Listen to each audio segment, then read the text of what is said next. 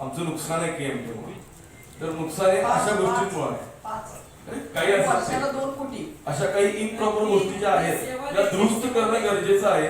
आणि ही जी संस्था आहे ही पब्लिकला सेवा देण्यासाठी, आणि जर ही सेवा देत असेल, आपण शाळकरी मुलांपासून वृद्धांपर्यंत ही सेवा देतो, तर या सेवेला कुठेही तडा जाता कामा नाही.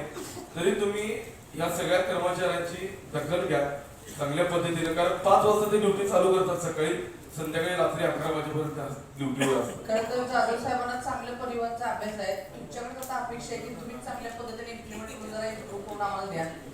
आम्ही प्रोसेसिंग फायनल करून देतो. माझ्या मते सगळ्या सदस्यांनी त्याला मान्यता द्यावी. चांगली जर प्रोसेस झाली तर केएमटीचं नाव उज्ज्वल होईल. आजपर्यंत केएमटी आपण एका वेगळ्या दृष्टिकोनातून होतो. 100 इलेक्ट्रिकल बसेस आपण 100% आणणार आहोत. या सप्टेंबर पर्यंत आयुक्त साहेबांनी माझी मिटिंग सुद्धा झाली त्याबद्दल. We are doing our well work. आयुक्त साहेबांनी आम्हाला फ्री होल्ड पण दिलेला आहे. आम्ही ते काम करू. पण सर्व सदस्य जे इथे उपस्थित आहेत, जे लाटकर साहेब तुमचेही सदस्य सर्व असतील, आमचेही सदस्य असतील, तर सर्व सदस्यांनी मिळून केएमटी चांगल्या प्रकारे करू.